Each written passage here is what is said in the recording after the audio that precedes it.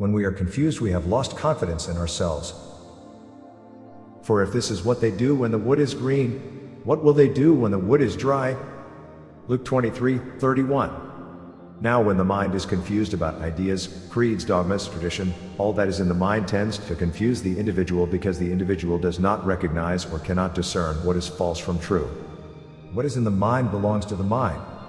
I've always been trying to show you what is in the mind is not reality. What is in the mind is an idea created by the mind itself. What is in the mind is reactions to things external to the self, internal ideas and sensations. But reality is not that. Past, future belongs to the mind. Past is a memory, the future is also in the mind in the form of hope or fear, whatever the case may be. So therefore it all belongs to the mind. Now, what is reality is not in the mind, it is beyond the mind. But you can experience this reality when you know what is in your mind. For instance, if I say to you, life is now, it does not have to be, it is ever present.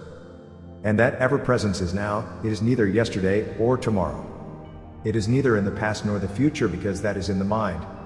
But the ever present is eternal. It is something that is always present. But when you have experienced perhaps a moment of this realization of that which is real in itself and experienced it, mind you, not to something that is in your mind, an idea of it, but actually experienced that moment of reality, where as it were, the world and everything stood still. And there at that moment there was complete stillness everywhere, and in that moment you knew. Now that is eternal, you entered into eternity. You entered into eternity where you experienced eternity. That was a moment. Could you then experience this eternity continuously? No, because of the fact that you are in and out of the relative.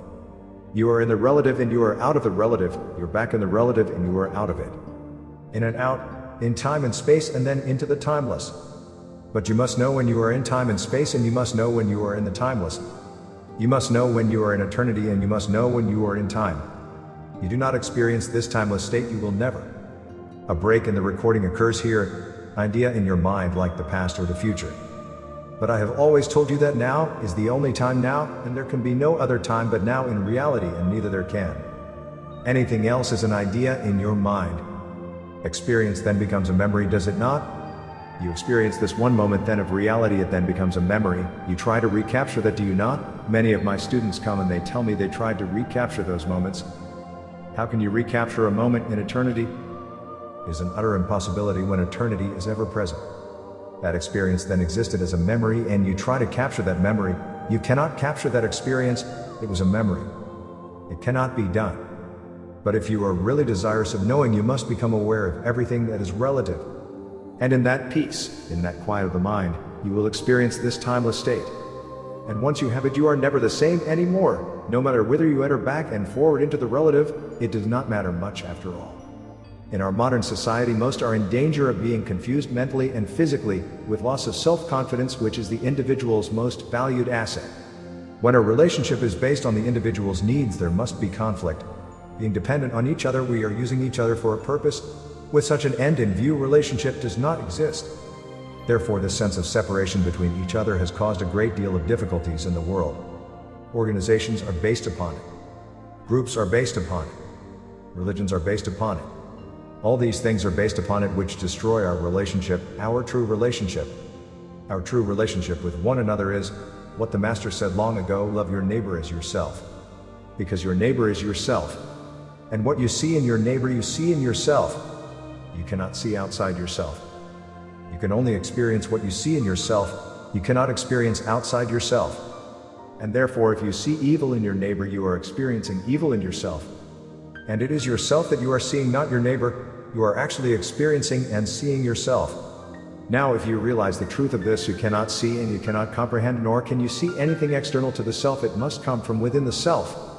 Vibrations that reach through the ear, the eyes, whatever the case may be, pass into the centers of the brain. There they are interpreted, and you give expression to these ideas according to your own experiences, according to your beliefs. And if your experiences have been evil, you give expression to that evil just the same.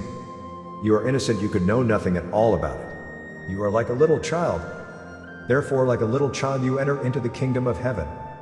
And that is the natural state of your mind when you cleanse it and clarify it of all things that are relative, at least things that are false. Things that you know are not true, they are not reality in itself. Reality cannot be seen, it can only be experienced through awareness. A society based upon individual usage is founded on antagonism and opposition. In modern society, we combat many obstacles, particularly external suggestions that creep into the mind unnoticed and unchallenged, and the greatest of these is fear.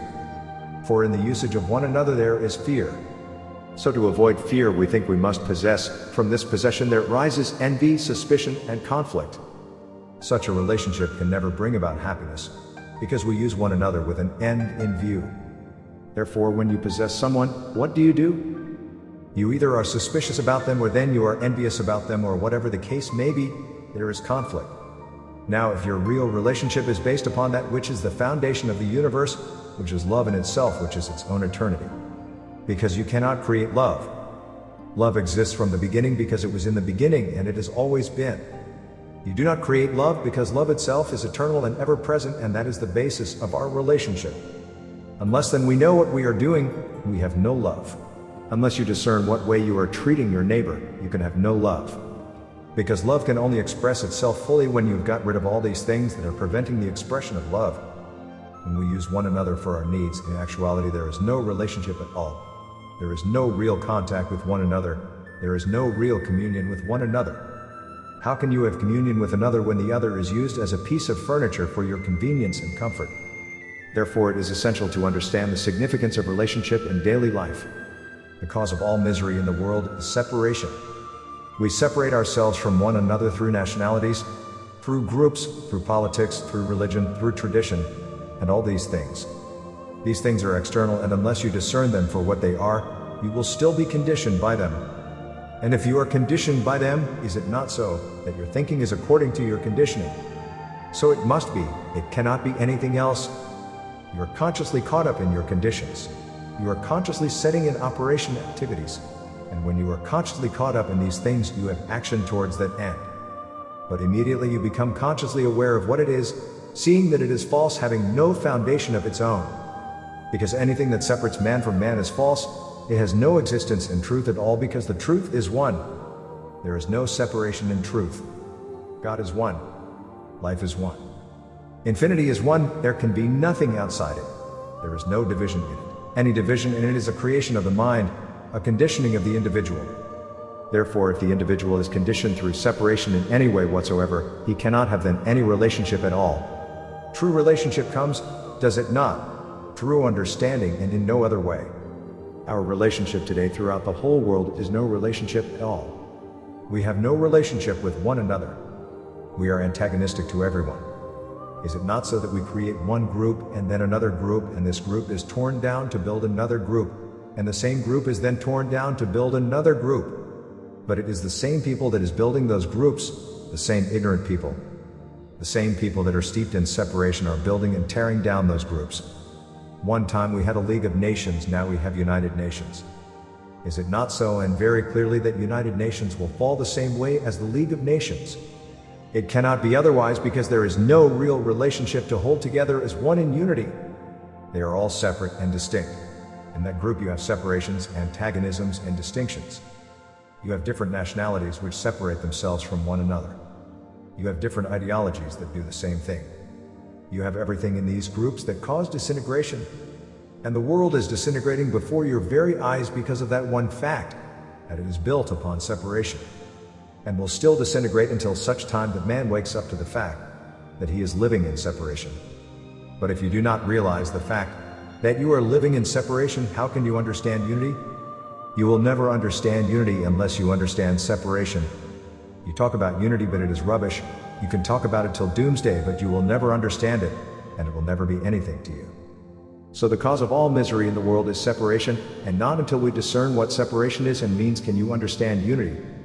In the understanding of our relationship and discerning what we are doing in our relationship to one another, we will become aware of what separation means. The understanding of ourselves through relationship will reveal the cause of our misery and the misery in the world. So our relationship is a self-revealing process, and if you can see the truth of what I am showing you, that it is necessary to understand these things that are causing misery and preventing that which is real from manifesting in your lives. But you will say, it is the world that is the cause of the misery. It is nothing of the sort. It is you and me, everyone like it, that is the cause of the trouble in the world. The individual. Because Is the world not made up of individuals? Without the individual understanding these things, how the devil can the world get right? Never. Never will. One day, of course, naturally it will come. But it may take a lot of suffering to bring it about. Apparently man does not turn to reality until he suffers sufficiently, or he does not make any effort to find out of what it is. So therefore what he says really is what Jesus said in the beginning. For if this is what they do when the wood is green, what will they do when the wood is dry? When this self-revealing process has entered the deeper strata of your mind, you will then realize the cause behind individual and collective antagonism that are destroying our peace and harmony in the world today. You will say, perhaps as the majority do, what can I do about it? I can't. See all this trouble going on in the world, but what can I do? You can at least see that the cause is within yourself, and you can bring about a fundamental transformation based upon true relationship and not upon your needs. True relationship requires no needs. True relationship is love, is a fundamental principle of the universe. And in all our relationship, true relationship is based upon it. Our difficulty is that we have a picture of what human society should be, and we try to fit ourselves into the pattern, but this pattern is fabricated and unreal. The only reality is ourselves and not a pattern, therefore the fundamental change must be within us and not outside us. We cannot just change the pattern on the outside and have no fundamental change within, for that which is within is always expressing itself outwardly. So if we try to change the outward thing, as we are trying to do in the world today, we are trying to get peace as an ideal. And we are trying to change the outside structure without changing and transforming in the individual within. Do you think that it is going to be a lasting peace? Of course you can have everlasting peace. You have wars and rumors of war and still wars until such time as the individual begins to transform himself, herself. You can have no transformation on the outside without transformation on the inside. But that is what we are trying to do, is it not? We create organizations for the purpose of transforming the outside, but the inside, the inner, is always transforming the outer. So if the inner is not transformed, what is the outer going to be? Therefore, a mere reformation of our present structure of society, without fundamentally altering ourselves, only means further retrogression and further misery. The solution of this problem is you and me and others. And it starts with you and me first. What is important in this is not new patterns and superficial changes, but a complete understanding of the total process of man, which is himself, the total process of man, his spiritual, his mental activities, and his physical reactions. And unless you begin to totally comprehend the fundamental principles upon which you exist and what existence really means, then there can be no peace or unity in the world, and there can be no health. Is it not so that the health of the people are getting worse and worse every day? We build hospital after hospital, and still those hospitals are filled. Medical science has become today the most scientific, yet people are worse off today than they have ever been. The whole of the physical structure of man is changing, caused by his emotion on the spiritual forces. Man is becoming more affected by his mental reactions than he is by any physical condition that exists around him. And is it not so that your consciousness is according to your reactions? Your thoughts are according to your reactions to things external to yourselves. Because you have never become aware of your consciousness, you have become aware of the things external to yourselves, and your consciousness is a means by which you become aware of these external things. But you do not understand these external things. You do not know what they are. You react to these things thinking that they are real, think that they have a power of their own, when they have no power at all. Therefore the consciousness is caught up in these things, and your thoughts are in accordance. Therefore you crave, you have envy, you have jealousy, you have possessiveness, you have all these things that are destructive to the human nature. And man does not know why he becomes sick. Most people are seeking a way of life, a way of conduct. We either look to others, to the past, or we try to find a mode of behavior through our own experience with an end in view. We look to our own experience for a pattern, and experience is always conditioned. What you experience in your reactions is conditioned. And you look to others or look to the past for the experiences of the past to suit you. What do you look to then? You can only look to that which in itself is eternal and ever-present. And that which is ever-present everywhere. It is not in you and me alone. It is in every human being. It is everywhere. There is nowhere where it is not. It is based on unity. It is based on one and one only, which is truth. Therefore, if you discern what is separation, you will arrive at truth. But if you cannot discern what is separation, how can you ever arrive at truth? We look to another or the past for an ideal, for an example. We are forcing life into a mold. We try to shape life and thereby lose the intensity and the richness of life itself. When what you know about reality is through the authority of another you do not know, you cannot know because reality must be experienced. It is not something in your mind. What you get from another is a mental image. And you try to image what reality means, what God means, and so forth. And you can pray to this God as long as you like, but I can assure He will never answer you. There is no answer from an image of God. There is only answer when you realize that God and you are one. And Jesus said, "You worship something you do not know, but we worship something we do know." Since reality is unknown, the mind that seeks the unknown must first be free from the known. Therefore you must know what the known is before you can be free from it. But if you are caught up in the known, how can you ever know the unknown? It is quite clear if you are caught up in these things which are separation. But if you are caught up in your beliefs, your ideas, and your ideals, no matter how magnificent they are, you are still not free because you are caught up in your ideal, which is a limitation. But reality has no limitations. And if I know that I am one with reality, I don't have an idea about it, I must experience that great wonderful thing, and therefore I am beyond mind into something that is eternal and ever present. And where there is no limitation, then there is no separation. But you say, "I have not experienced it." Well, how can we experience it if you are caught up in the things that are preventing you from experiencing it? It's quite true, is it not? The mind is clouded, burdened by with the known. It can only measure according to its own condition, its own limitation, and therefore it can never know the unknown.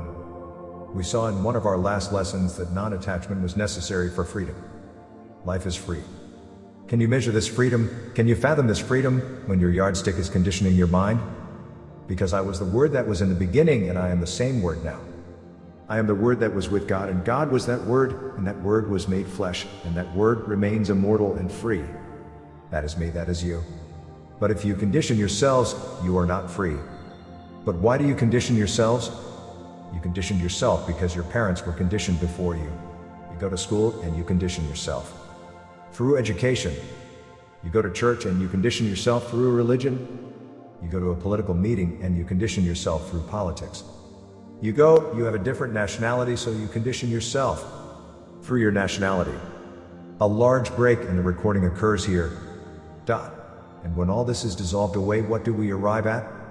The basic principles of the whole universe: love, wisdom, and power. These three go hand in hand. They are the basic principles of the universe. And when all things are dissolved away, these things give expression to themselves, to those who are prepared for them.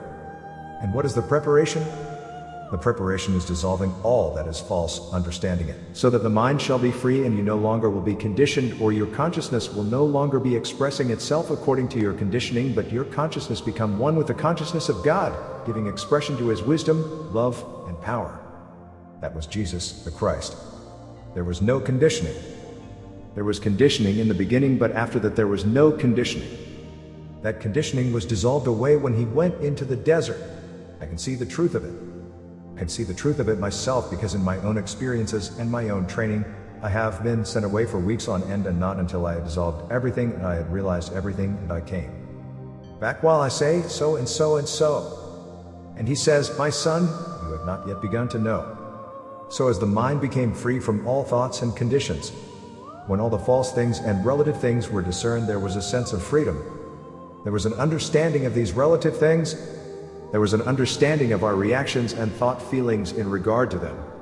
And we found in our own minds that it was thought feelings and emotions that create the disturbance within us.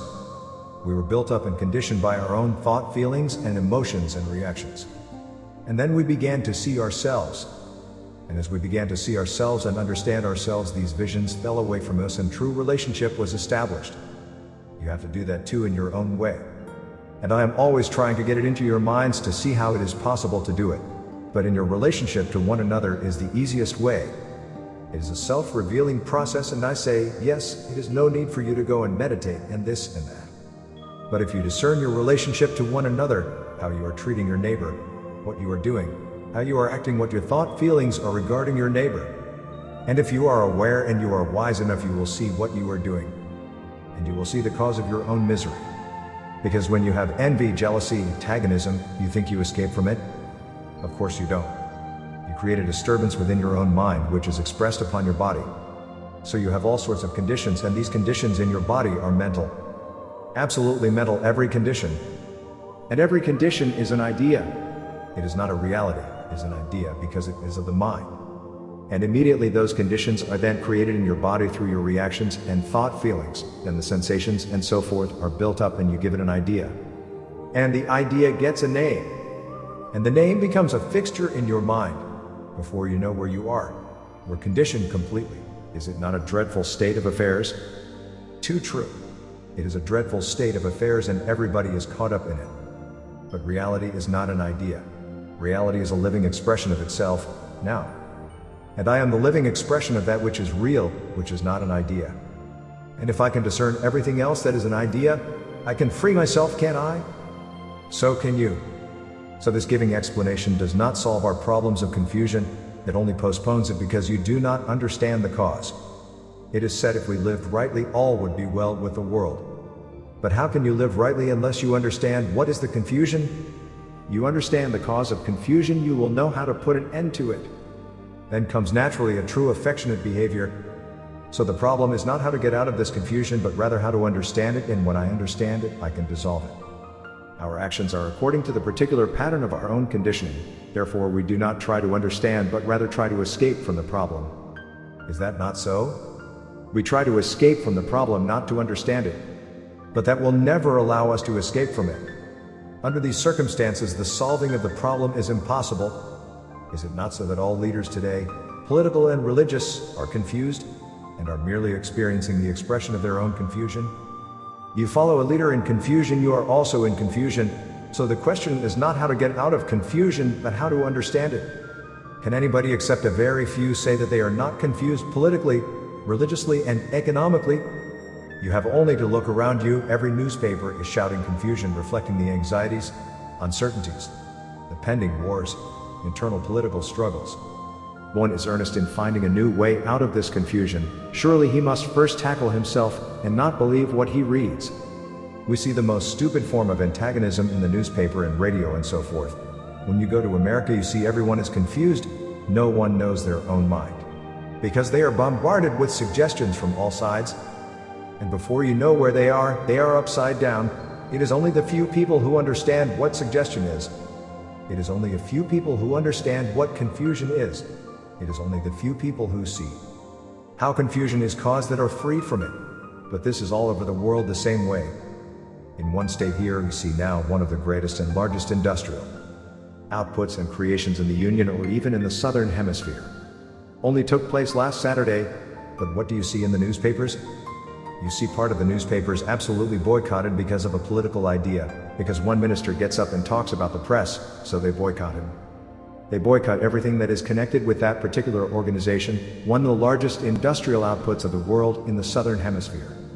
It was in England and in any other of those countries, it would cross every newspaper, nor even one political party or the other would be expressing the whole thing completely from top to bottom. It was in America, it would be the same thing. And now you have the essence of confusion. But the most stupid confusion, a confusion that, as I say, is detrimental to the people whom themselves are engaged in it. And any fool can see through it. I looked at the paper this morning and I saw a little picture of a small little uranium plant, and it cost only a few £1,000s stuck in the middle of the paper. But I looked through the paper the other day for a picture of the largest industrial corporation in the Southern Hemisphere, but I saw nothing. So I see minds of people who are like fleas, who are conditioned in their own stupidity. How is it possible then that you can ever have anything else but confusion in such minds begin to realize what the truth is? Journalism today is at its lowest ebb. I'm not going to talk about these sort of things, but when you begin to see things and know things and understand things and see how people are conditioned, you can very quickly analyze what is taking place. But I will say that journalism today is at its lowest ebb, because it is conditioned with one side or another. Each and every one is telling lies. Biggest lies in creation. Try to convince or to influence and suggest to the other individual. How can you have peace and unity in a world with such trash? Such mental experiences, such people who have got the mind of a pygmy, who are caught up in their own conditioning. Intellectually missing nothing. Intellectualism is to a great extent preventing you from understanding wisdom. Knowledge, you said, is power, but nothing of the sort. Knowledge is very often a hindrance. It is according to how your knowledge is being used. Today our knowledge is being used so that we can blot out millions of human beings. That is how our knowledge is being used. Not for the caring of humanity. When I was in Australia a little while ago, I was interested in a project. I advocated it because I could see the great advantage to Australia. Now they were spending about nearly £40 million a day on armaments and shooting and so forth and killing one another. And from the Great Bight at the bottom and the Cape of Carpentaria at the top, there is only about 100 miles coming in from one side and another where you enter into what we call an area that is below the sea level. And all that was necessary was to cut a canal from the top of Carpentaria into this great belt here and another small canal from the Big Bight here at the bottom in the South Australia to enter into this large place would be an inland sea.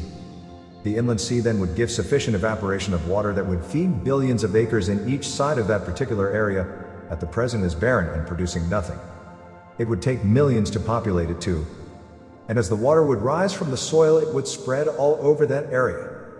And besides that, it would be a channel from the south to north. It would be at 2,000 miles from one to the other. It would be a channel of 2,000 miles, so ships would pass from the south to north instead of going all the way round one way or another. And it would save millions and millions. But it would cost £40 million. But it was too much money, and yet they were spending $40 million a day and killing people. What can you get out of minds like that? When I was in New Zealand at that time, Savage was the Prime Minister. He sent an airplane for me to come up to Wellington. So I flew up to Wellington to see him. So he said to me that he would like me to take a place in the government, because he thought that I had the knowledge in that to put certain things right. I said, well, Mr. Savage, it's this way.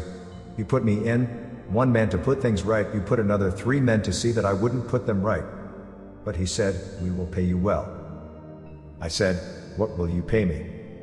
Oh, so many hundreds. I said, Mr. Savage, I can make more than that in 3 months than you are paying me for a year. So therefore your proposition doesn't interest me. It would interest me, mind you, if it was this way. You put me in to do certain things. But you put other people here to see that I wouldn't do them. That's your political scheme, and I'll be the pawn. Oh, no, Mr. Savage, no thank you. And that is the way today, everything is worked out that way. So the question is, what causes confusion? Why are we confused? One of the obvious factors is that we have lost confidence in ourselves. That's why we have so many leaders, so many psychologists, so many holy books telling us what to do and what not to do.